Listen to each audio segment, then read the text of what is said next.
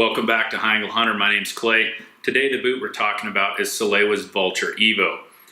The Vulture was in Salewa's line in 2017 and 2018, but they made some really great design improvements on this boot. We'll run through those and help you figure out where this boot's going to apply for you. For starters, they upgraded the leather to 2.8 millimeter Purwanger. You get really beefy, durable leather on the outside. It helps with both life and improving just the overall substance of the boot. The other big thing that they added was a TPU toe cap. So where the outsole comes up here, this portion of the boot is actually TPU rather than being regular rand rubber. With a lot of modern mountaineering boots, where the outsole is cut flush to the end of the boot, guys would show a little bit of wear on the outsole and then they begin wearing off the rand and they put a hole in the toe of the boot.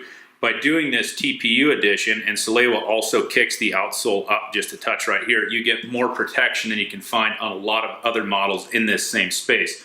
It's a well thought out revision. I think that this is going to dramatically improve boot life, where one little thing would drive guys nuts. Now they've taken out an Achilles heel. On the inside of the boot, they've done a couple really cool things. First off, they added a heel pad. So at wrapping around the Achilles and around the ankle, you get nice padding that helps to locate and keep your heel situated down in the boot. By adding that pad, it works wonders with heel retention. It's also a single gusseted boot, so the volume through this portion of the boot is a little bit smaller. What you'll find when you load your foot into it is that you get a supportive fit as soon as you drop your foot into it.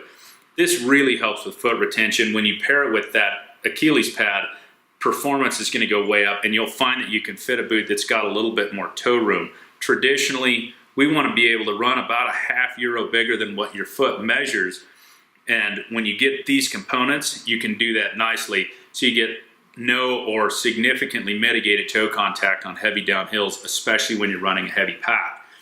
The other thing that they did is they ran to Gore-Tex Performance Comfort. It's a warmer Gore-Tex membrane, so it's going to help keep this boot insulated. When you pair that with that thicker Purwanger leather, you have a much warmer boot than the predecessor. They also added a little bit of a neoprene gasket here at the back of the boot. It's going to help keep snow and ice and other just general trail detritus out of your boot.